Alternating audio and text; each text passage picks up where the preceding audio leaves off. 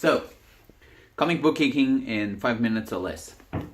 We're doing a garage sale and we had to get rid of some stuff, and lo and behold I found some of my old correspondence courses from the old Joe Kubert World of Cartooning School somewhere in America. I don't know exactly where anymore.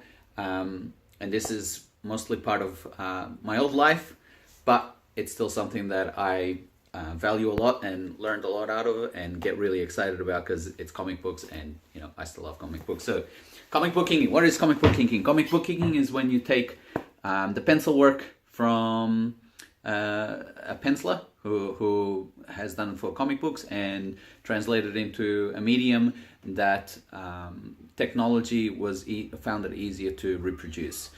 So inkers exist mostly because the technology back at the start of the comic book age wasn't really good enough to translate pencils into a final product that is easily readable and enjoyable, and so they created this thing called an inker that basically takes pages like something like that, which is pencil work, and turns it into something that a scanner or a printer can more easily reproduce, which is inked work.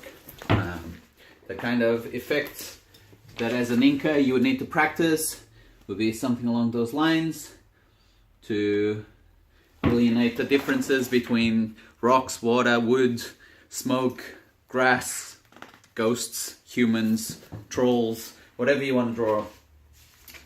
And different inkers have different styles with different recognizable strokes. But basically you would use lots of different tools like brushes and nibs, which look like in real life rotring pens. Old architectural pens were used really a lot of times as well. Brushes, which I think you can't tell. I used to use Chinese brushes, watercolor brushes as well. I used to take care a little bit better of them. The classic one that I still have used to be, I don't think that one is, but Winsor & Newton Series 7, number 2 and 3 for some reason became really popular. Nibs. But I also used to use sponges, cellophane, all that kind of stuff. Even here in the back it shows different tools that you could use. I know I saw it, I don't know if I can find it within the time limit. Aha!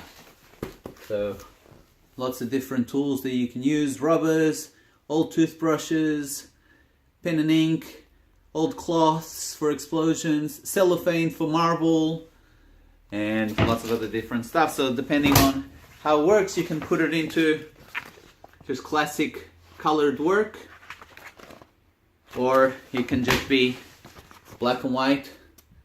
Look at that, that's wood, fire, rock, leather, cowboys, exciting stuff.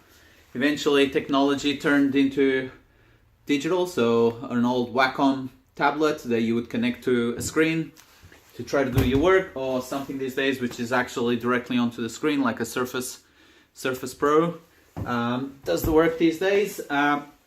Traditionally we were needed, these days not so much, and I say we, I no longer do it, inkers, but as technology improves it becomes a little bit more of a choice for look at the end of the product, whether you have a much more traditional look with black lines, where it becomes a little bit more painterly, something along those lines where it's not so much inked work and it looks more traditional.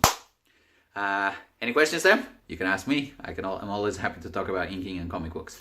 Cheers!